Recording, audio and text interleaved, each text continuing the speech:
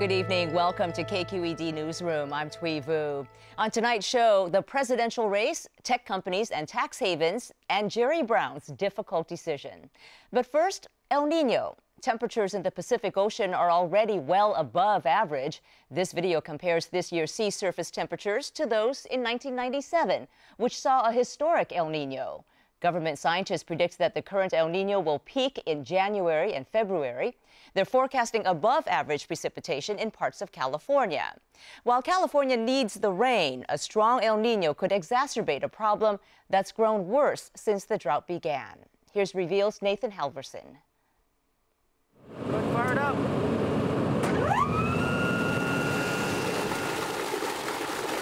It's better than nothing. Johnny Andrews is a third-generation farmer in California's Central Valley. My grandpa came out of Texas, and he told me years ago, he said, you know, whiskey's for drinking, water's for fighting. See how it's changing colors? Andrews is one of thousands of farmers in the state struggling to keep their crops green during a record drought. And it's lifting the water. He is turning to what he calls a last resort, drilling for groundwater. You're looking at $200,000 to drill a well. You're looking at the pumping cost every month of about between $2,500 and $3,500 per well. Farmers like Andrews use about 80% of the state's developed water, growing everything from tomatoes to almonds. With the drought in its fourth year, farmers are drilling deeper and deeper, running pumps day and night. These are just running all the time but burning diesel? Yeah, they're running all the time. They're burning 4 gallons an hour. All that pumping has consequences. As the groundwater gets drawn up, the land sinks down. Scientists call it subsidence. These fields in California's Central Valley have been sinking by more than 1 foot per year. That means that about 5 years ago, these fields would have been above my head. No one knows exactly how much water is being pumped, but hydrologist Michelle Sneed is alarmed by how quickly the ground is sinking. I've been studying land subsidence throughout the West for 20 years, and I've never measured rates like this before. Over the past 2 decades, the ground in one area has sunk from Sneed's head to her feet. According to NASA, some parts of the Central Valley are now sinking more than 2 inches a month. We saw that the area being affected by subsidence was enormous, stretching all the way from I-5 to 99. About 1,200 square miles were being affected by subsidence. That's an area the size of Rhode Island, and it is sunk permanently. How do you stop those areas from sinking? Well, the scientific solution is really easy. You stop lowering groundwater levels. Putting that into practice is a whole nother ball of wax. Farmers would have to cut back on drilling for water. The center of it is down south of here. But Sneed's colleague, Claudia Font, took me to see some of the damages subsidence has already caused. I mean, what do we got going on here? And I mean, it's really buckling. Yeah, and a few years ago when I was here, it wasn't nearly this bent, so it's showing evidence of continuing to warp even more. These canals deliver water to farms and cities throughout Southern California, including Los Angeles. And this isn't the only one I see. I mean, I see it here, I see it right down there, and I see a third one. Yeah, and there's another one up that direction as well. So this can be happening to the bridges, to the roadways, to the railroads. Correct. In fact, there's a bridge right down the road from here that the water level is now coming up over the base of the road because that area has sunk. When I went to see the bridge, the flood risk was clear. The water level has risen up so high now that it would go right over the surface of the road if they hadn't built these retaining walls to keep it back. Problems like these are already costing taxpayers tens of millions of dollars. And subsidence is also damaging a vital part of California's flood control system. Yeah, so the levees through here are about 5 to 6 feet lower than they were historically. This is a result. Chris White runs the Central California Irrigation District. He says subsidence is weakening levees. This area, we've always had flood challenges through here. But with this subsidence that's occurred, it's going to be even more challenging to deal with floods in the future. To the west of it, forecasters are predicting a record El Nino this winter. The wet weather pattern could bring heavy rains to this region. Red on this map is bad. White showed me areas most at risk of flooding. There's a school, there's an elementary school there. Highway 152 crosses right through the area. There is significant farmland assets. I'm praying for rain, regardless, but it's a high-risk situation from a flood control standpoint. Nearly half the nation's fruits, vegetables, and nuts are produced in California. to find out what the state is doing to protect its vital farmland, I met with Janine Jones of the governor's Drought Task Force. Subsidence is not regulated historically under California law. No one is responsible for it. But certainly the state doesn't even know how big the subsidence problem is. We're not even monitoring all of the subsidence? There has not been funding or programs because there has been no statutory responsibility or requirement to do so. Last year, California lawmakers passed legislation to manage groundwater, but it won't require regulators to limit pumping for another 25 years. Until then, the sinking will likely continue. The independent nonprofit California Water Foundation has estimated that damage due to subsidence across the state could cost taxpayers billions of dollars to fix. Do you think $1 billion is a high estimate for what the total costs will be, or a low estimate? I really don't have anything to judge it by. I just don't have the data. For some farmers, drilling for water has provided a lifeline during the drought. But the long-term consequences of that drilling are becoming clearer. If we do have a wet year, as large swaths of the state continue to sink, the risk of flooding increases. And people like Johnny Andrews, whose farms have survived 4 dry years, are now worried they could be wiped out by the rain the state desperately needs. We're talking about the state and feeding the people in the state. If that flood is bad enough, it'll wipe out the next year's farming, or a lot of it. And Nathan Halverson is here with me now. Welcome. Those pictures that you showed are so stark. What are the current rules on groundwater? Well, California has recently passed the Sustainable Groundwater Management Act. It's the first of its kind legislation in California. Other states have similar things on the books. But essentially what it's going to do is eventually regulate how much groundwater people can pump. But ultimately that really isn't going to take effect for another 25 years. That's a whole generation away. So why isn't groundwater regulated more strictly now? Well, the state constitution allows for the state of California to regulate surface water, but groundwater has been deemed sort of, at least for now, its own beast. And so the state can't regulate it outside of this law that, again, really won't have any teeth for another 25 years. The piece we just saw, you showed that California produces nearly half of the nation's fruits and vegetables and nuts. We're likely facing a very wet El Nino. How would potential flooding affect the food supply and food prices? Well, that's the million-dollar question, I guess. I mean, if the flooding is bad enough, as Johnny Andrews, the farmer, stated, I mean, they remember he's been around since the big drought of 78, 79. And immediately following that drought was a lot of precipitation, and it destroyed a lot of crops. And as a result, what you can get is a spike in food prices, a real decimation of the accessibility to a lot of these crops. So you talked about flooding. What is being done on local, state, and federal levels to address infrastructure damage? Well, from what I've gathered, very little. Unfortunately, I mean, I emailed Caltrans and I said, are any of your bridges being impacted by subsidence? And they said, no, our bridges are not being impacted by subsidence. But as you can see in the piece, there's a bridge that's about to go underwater as a result of subsidence. A bridge that's going to cost millions to replace and is now slated to be replaced. So was that a falsehood, or is that just unaware? I think, honestly, it's unaware. I think that they're just not tracking costs as it relates to subsidence. But for the people that have begun looking at it, what they're saying is that given these historic rates of sinking in California, we're looking at potentially billions of dollars in cost to taxpayers. Wow. Well, the subsidence we're seeing, as you pointed out, started well before the current drought, and this is simply exacerbating it. What, if anything, have we learned from past experience? That if we stop pumping as much groundwater and we let the system come back into balance so that as much water as we're pumping up is naturally going back in, the subsidence stops eventually.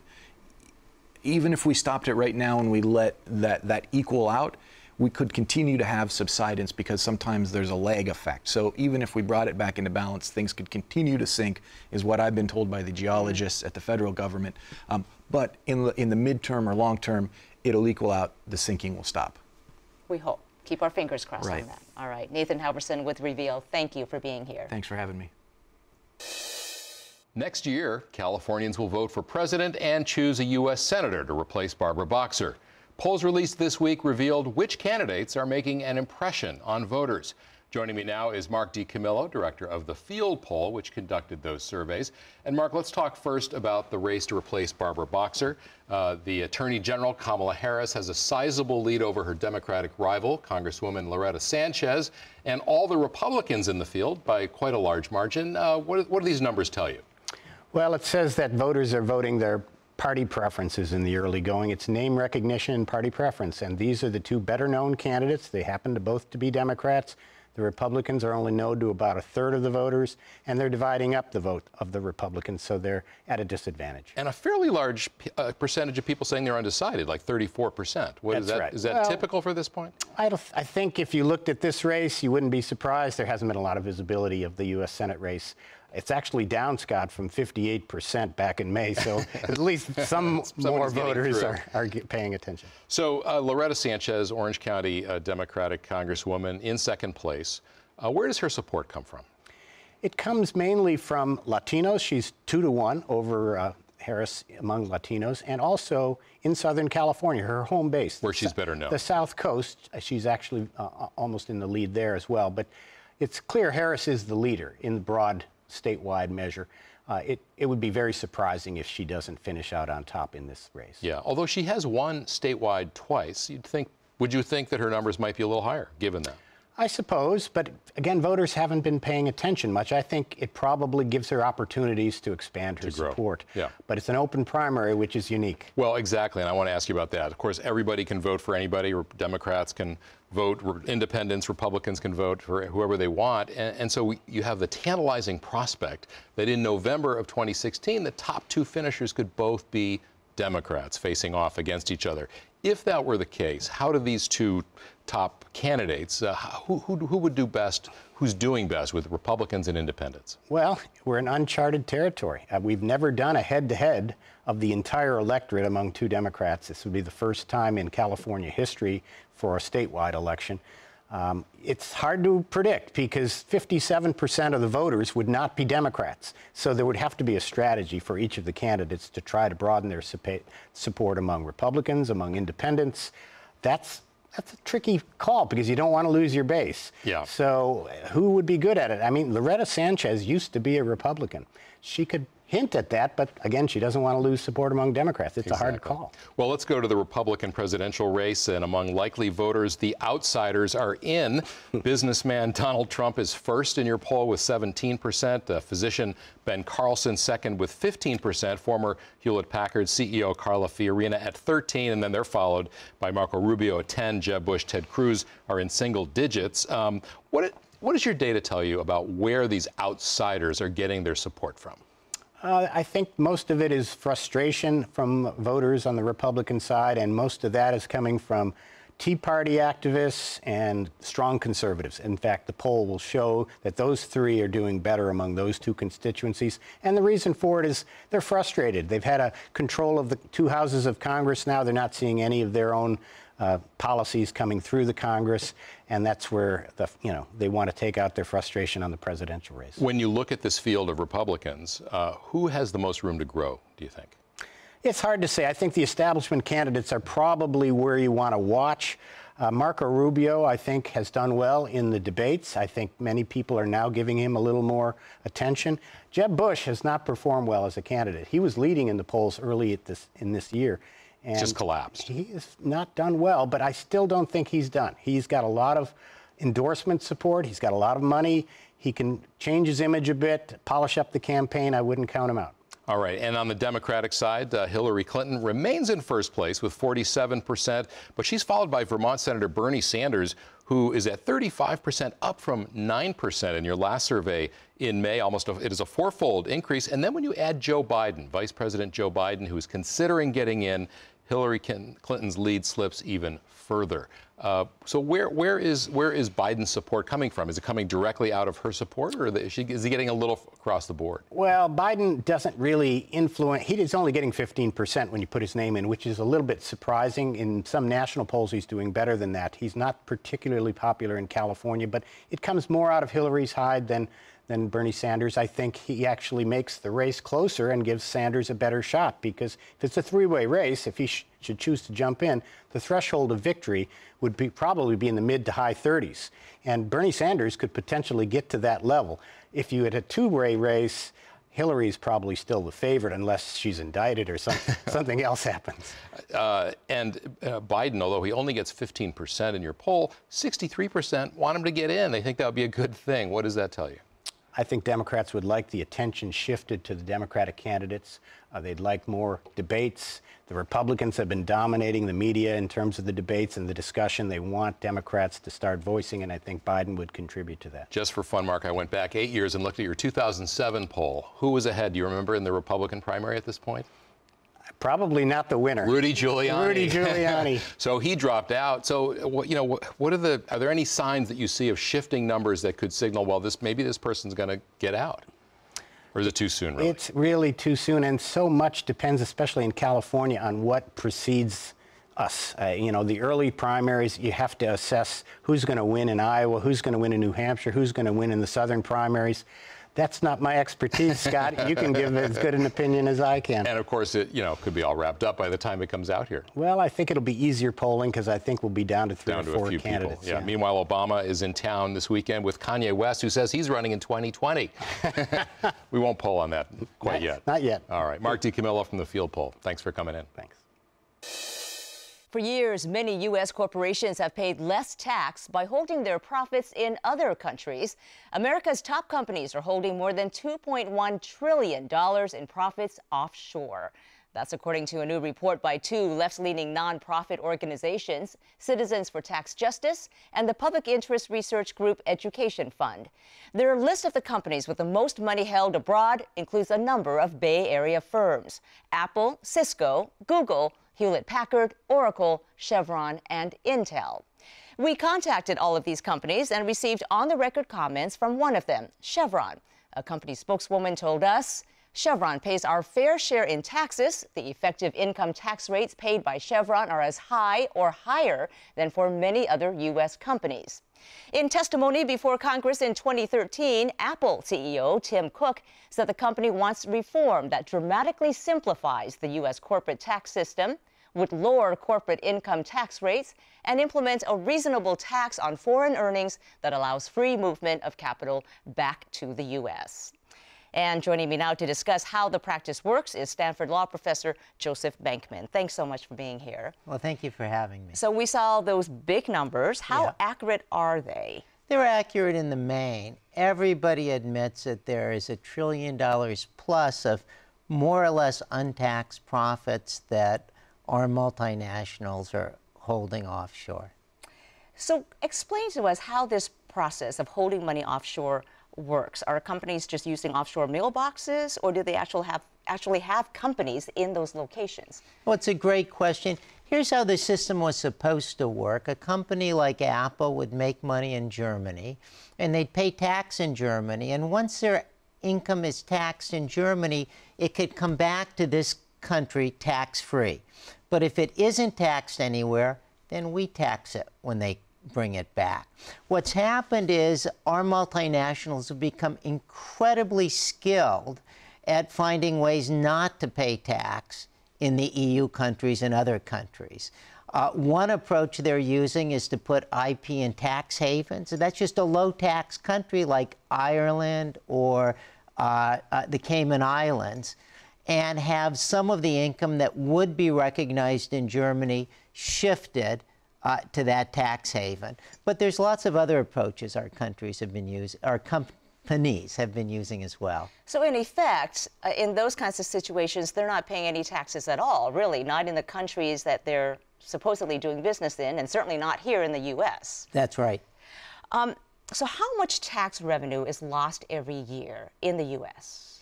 Well, we might be talking right now, since there's a hoard of cash, we'd be talking about $400 or $500 billion or more if it were brought in.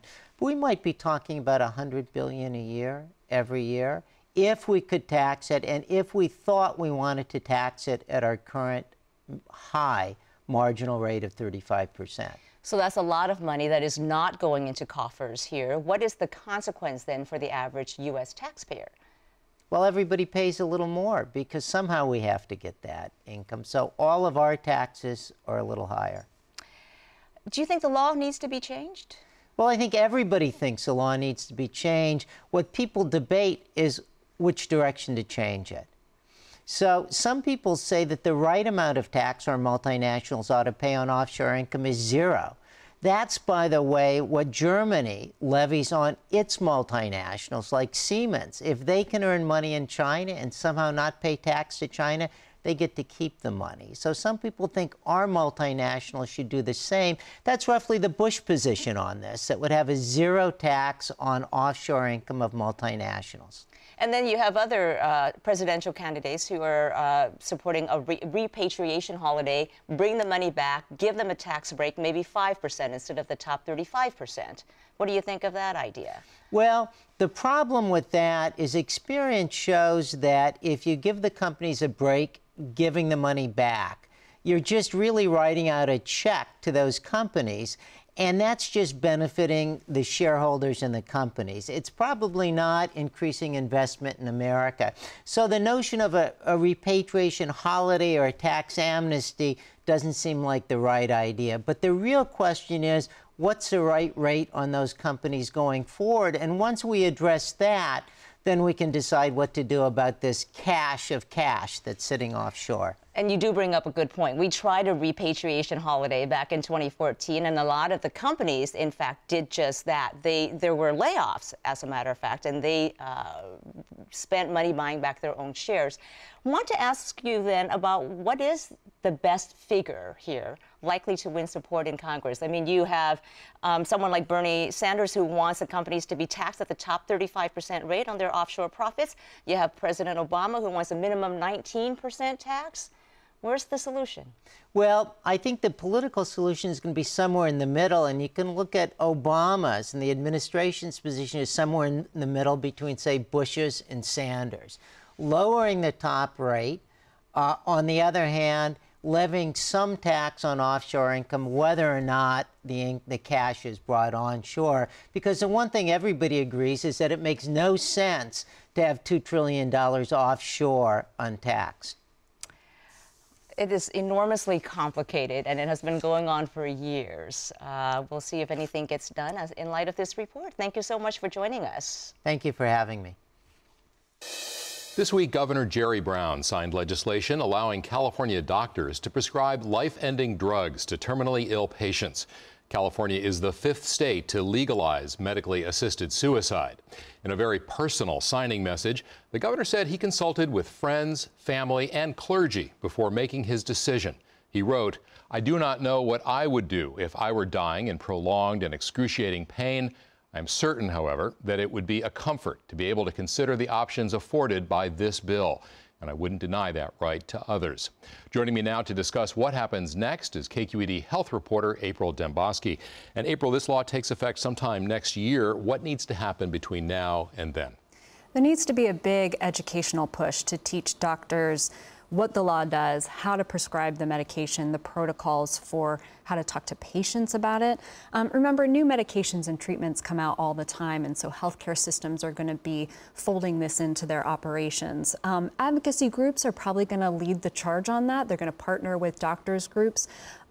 One of the groups actually has a 1-800 hotline for doctors that they can call if somebody asks them for the medication. It's answered by doctors in states where this is legal. And other than advocacy groups, is there a government agency or agencies that will be responsible for sort of overseeing those preparations? There's, the Department of Public Health will play a role in it, but pretty much everything was laid out in the law. So it's very, very prescribed, so to speak. This law will allow doctors to prescribe these medications, but they don't have to, right? I mean, this is optional for doctors and obviously for patients. Absolutely. Lawmakers wrote several protections into the law to allow religious hospitals, to opt out, or any doctor really who had any objections. Studies from Oregon show that of doctors who receive requests for these life-ending drugs, 37% said they were unwilling to write the prescription. Yeah, and so obviously that is an option for them. What else did we learn from Oregon? Because that law up there, the Death with Dignity law, has been in place since 1997, 98. What have we learned? What experiences have they had up there?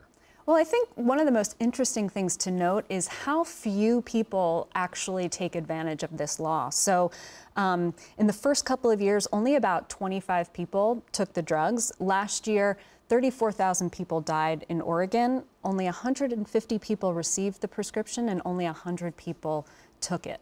So, and you would assume that that's partly because people had other options and didn't want to do it, or that they didn't know about it, or could it be a combination? I'm certain it could be a combination. I think that, you know, the field poll came out and showed that there was a lot of support for this law, but when it really comes down to it, people don't know what they're going to choose. I want to ask about two issues that don't seem similar, but have some overlap, and that is capital punishment and doctor-assisted suicide. There have been a lot of issues around states accessing drugs to end the life of inmates who are on death row. Some companies don't want to use or sell those drugs for that purpose. Why will that not be an issue here in California? How are the issues different? Right. Well, so the drugs that are used in executions, it's a 3-drug cocktail.